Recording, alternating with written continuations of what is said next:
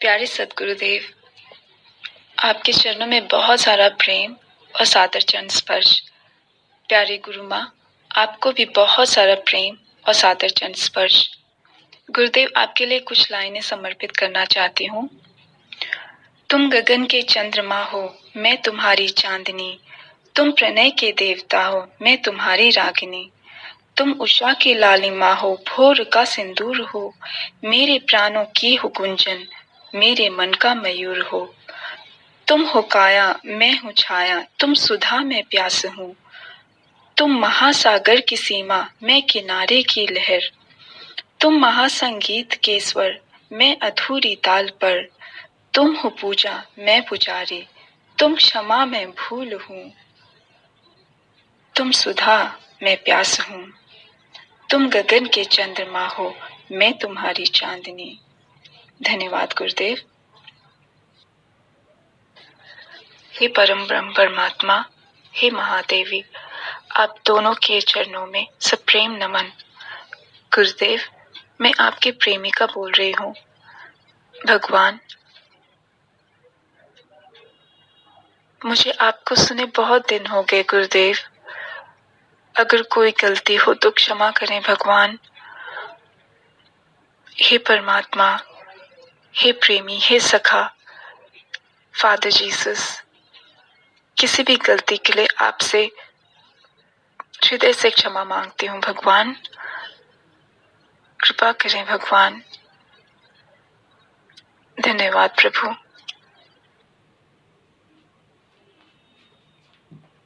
प्रणाम आपको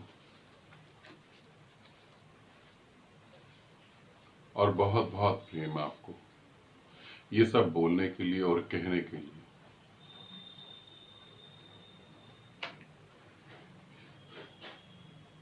पहली बात तो हम गलती की ले लेते हैं कि मुझसे कोई गलती हो तो मुझे माफ कर देना। इस पृथ्वी पर तुम कोई भी गलती करो, इस पृथ्वी पर तुम कोई भी गलती करो, उसकी सजा देने वाला कहीं ना कहीं है, इसे ध्यान रखना। तुम किसी को मार दो तो तुम्हें जो है कानून व्यवस्था है वो सजा देगी, तुम्हें जेल हो जाएगी। तुम कुछ भी करो, यहां जो गलती करोगी उसकी सजा देने के लिए कोई दूसरा व्यक्ति बैठा हुआ है। मगर जब तुम परमात्मा के मार्ग पे गलती करोगे तो वहां सजा देने वाला कोई नहीं बैठा।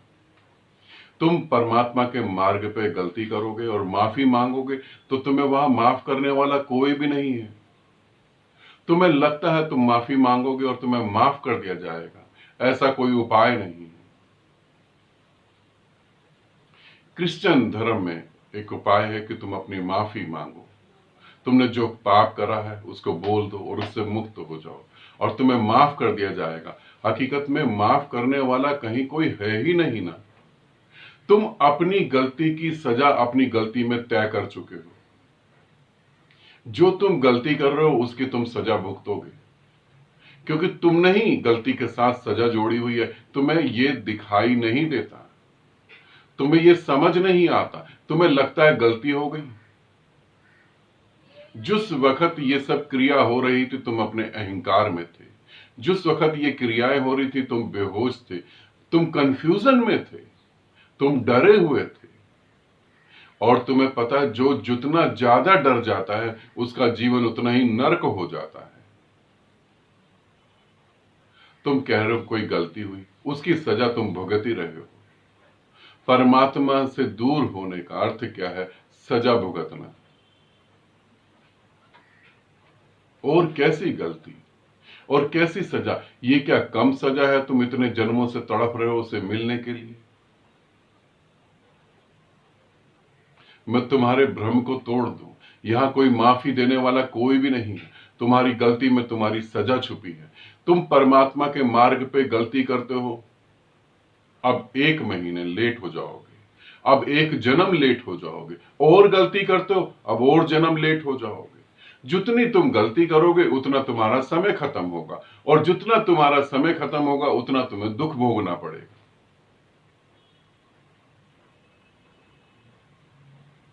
उतना ही दुख भोगना पड़ेगा। इसीलिए तुम्हारी गलती तुम्हारी गलती के कारण जो तुम्हें सजा मिलनी है वो तुम्हें अपने आप को खुद ही दे रहे हो। तुम्हें लगता है कोई दूसरा माफ कर देगा, सब खत्म हो जाएगा। तुम सजा भी काट रहे हो और गलती भी कर रहे हो। और मजेदार बात है, उस गलती से निकलने के लिए तुम और गलतियां करने लगते हो, और यह सिलसिला कभी थमता नहीं, बढ़ता ही चला जाता है। तुम अपने से ही झूठ बोलने लगते हो। यहां पर मैं तुम्हें यह भी बता दूं कि तुम्हारे दोनों ऑडियो मैंने क्यों लिए हैं और उस ऑडियो पे वीडियो क्यों बना रहा हूं। सारी बातें तुम्हारे पे लागू नहीं होती। कुछ और साधक और साधिकाएं हैं, उनकी भी ऐसे मिलती जुलती बातें हैं, तो सारी बातें अपने पे मत ले लेना। ये ना सोचना कि सब कुछ मेरे बारे में ही कहा जा रहा है। हाँ, गलती की बात मैं सभी को कह रहा हूं, सभी साधक और साधिकाओं को कह रहा हूं। तुम्हारी गलती की सजा तुम्हारी गलती में ही तय है।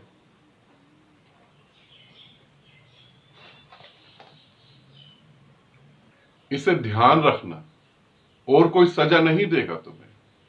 तुम्ही को सजा देनी है, तुम्ही को गलती करनी। तो ये ऐसे ही हो गया जैसे एक आदमी अपने मुंह पर खींच के थप्पड़ मारे और फिर उस दर्द को भी सहे, और फिर दोबारा जो है दूसरे गाल पर भी थप्पड़ मारे और कहे कोई मुझे सजा दे दे या मुझे माफ कर दे। तुम्हारी गलतियां इस तरीके से।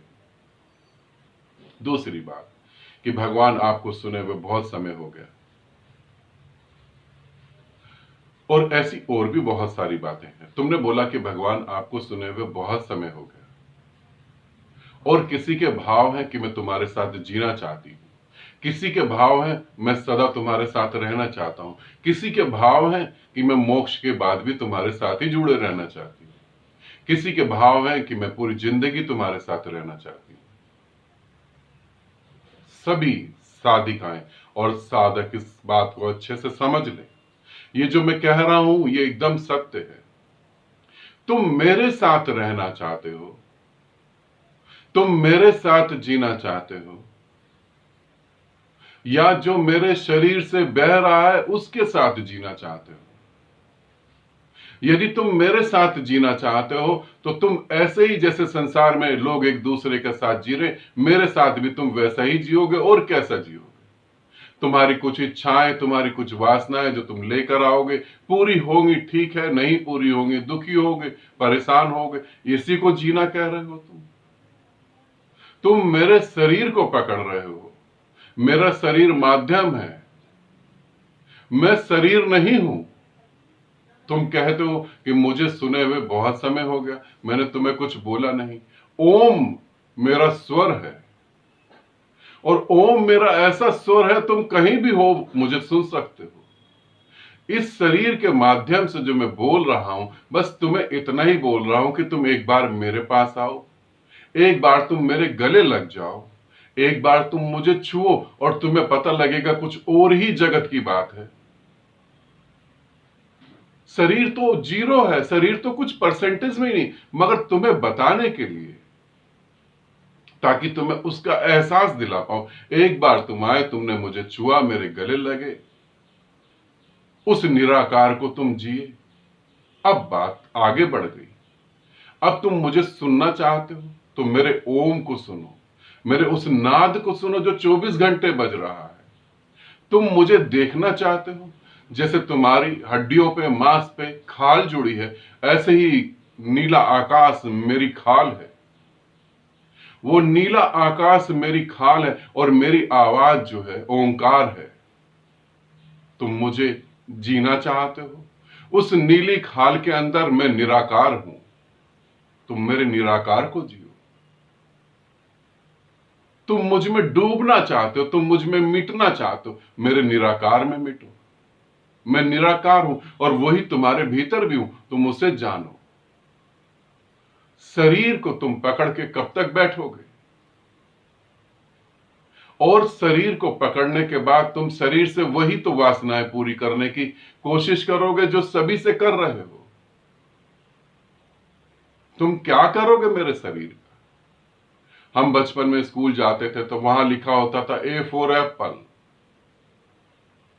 बच्चे एप्पल को कुछ समय पकड़ लेते थे, मगर वो जैसे बड़े होते थे वो छूट जाता था। अब तुम मुझसे मिले, तुमने मुझे सुना, तुम मेरे गले लगे, तुमने मेरे प्रेम को जिया।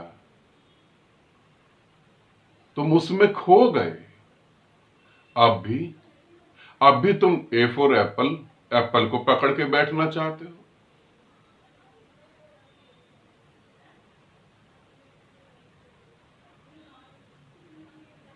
अब भी तुम बड़े नहीं हो रहे।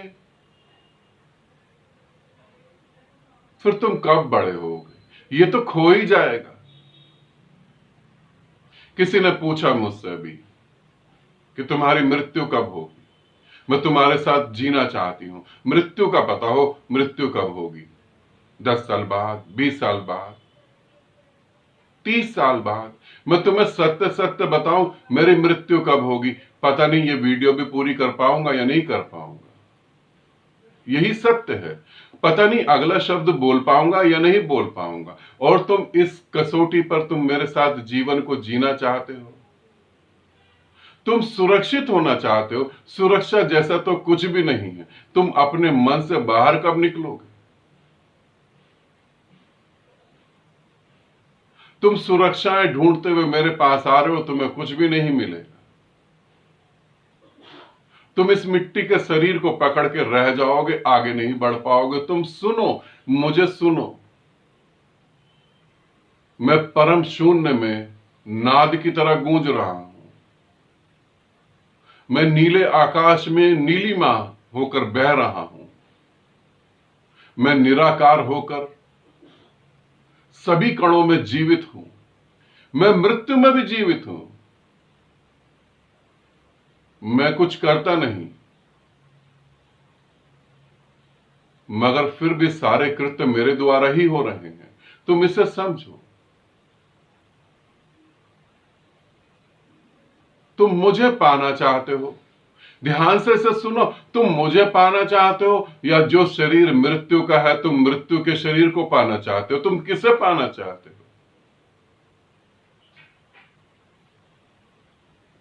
मैं शरीर नहीं हूं। तुम भी शरीर नहीं हो। इसीलिए तो मैंने तुम्हें गले लगाया, ताकि तुम समझ सको कि तुम शरीर नहीं हो। यदि तुम मेरे गले लगते हो और मेरे गले लगने के बाद तुम गुम हो जाते हो, इसका मतलब तुम्हारा अस्तित्व खत्म हो चुका। तुम्हारा अस्तित्व तुम्हारी कल्पना ही तो था, वो खत्म हुआ। अब जागो, अब जानो।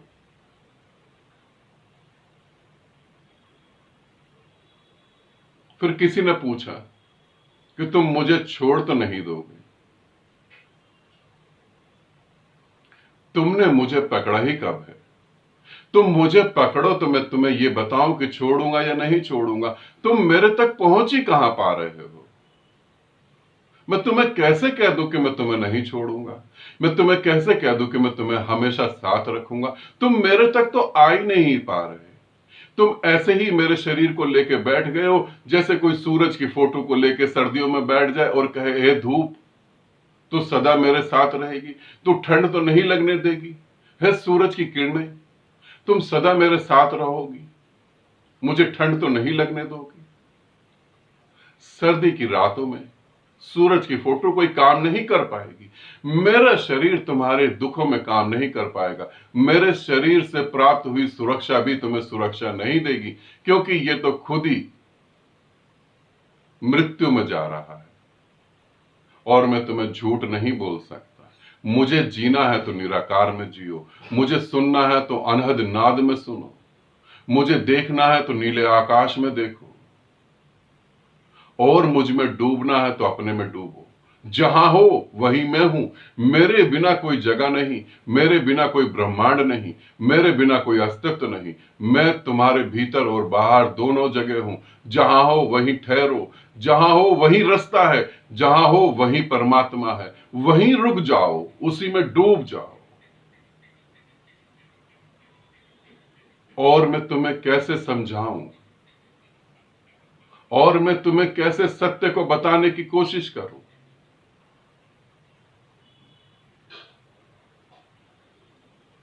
तुम्हारा प्रेम, तुम्हारी श्रद्धा, वो मेरे लिए बहुत ही सौभाग्य की बात है। मगर मेरे प्रेम को भी तुम समझो। तुम्हारा सौभाग्य मगर तुम मेरे प्रेम को समझो ताकि मेरा भी तो सौभाग्य हो। तुम मेरे जैसे हो जाओ ना, क्यों दुख में जी रहे हो? भिखारीपन को छोड़ो, सम्राट हो, तुम सम्राट हो, सम्राटों के भी सम्राट हो। तुम निर्माण करता हो, ब्रह्मांडों का निर्माण करना तुम जानते हो। जागो, कब जागोगे? जागो, आनंदित रहो, सदा खुश रहो। बहुत बहुत प्रेम तुम सभी को।